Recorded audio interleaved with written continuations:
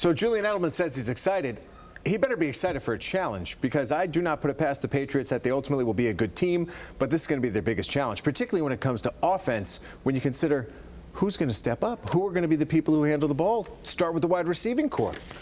Well, look, you have Tom Brady, and that's the answer. We've seen this for 20 years now.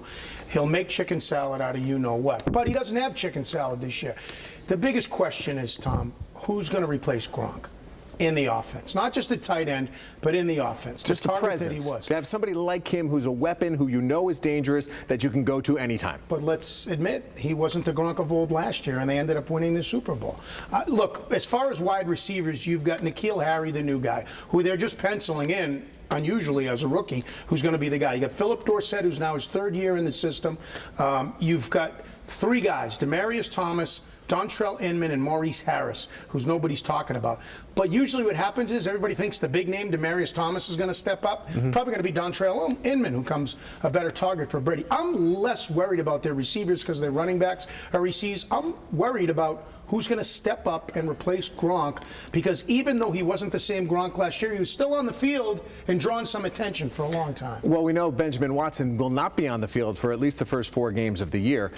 Matt LaCosse, your starting tight end. It just leads me to believe that, as always, the start of training camp does not mean that this is the roster that the Patriots are going to play opening day with. And there's going to be some movement throughout the month of August into the beginning of September. And it's really a year where you just got to sit back, watch guys learn, observe a lot by being at the practices, see who's getting the reps, see who's stepping up and really impressing the coaches, at least impressing the fans and us who are watching. It's different in that regard because there is nobody who's penned into a position like a Gronk who you know is going to step up day one. Well, and also, let's admit, Bill Belichick, since he's been coached, one of the things he's always done is leave room on his roster for somebody to make the team out of training camp. It's usually a defensive guy, J.C. Jackson, Malcolm Butler before him. But maybe it's an offensive guy this year. Maybe it's a tight end. Maybe Ryan Izzo makes the next step. They need it. There's an opportunity. He's had these guys on the practice squad for a long time.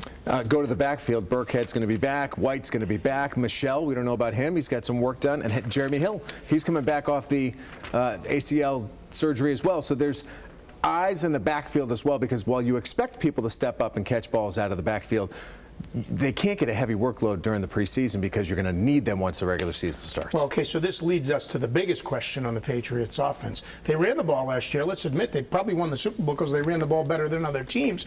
But if you're going to run the ball, you run with your offensive line. Who's that guy that left? Trent Brown, that building with feet on the left side? That's the biggest question, isn't it? So is Isaiah Wynn going to be the guy who steps up? And if Isaiah Wynn can't play left tackle, does that mean that Marcus Cannon's going to have to take his talents over to left tackle? And do you just slide Wynn over, or are we keeping eyes on people who we've never seen play? Cedric Lang, right, who came in, he's on his 4th NFL team. Dan Skipper, 6'9", 317. That's a building with legs. Well, this leads me to another question. I'm less worried about the offensive line than I am about the defensive line because of Dante Scarnecchia. Scarnecchia has an impeccable track record of coaching these guys up, and they'll find a way no matter what they shuffle, like you said. But on the defensive line, okay, we know Michael Bennett's coming in. He'd better be good because they gave him some money. And Trey Flowers is gone.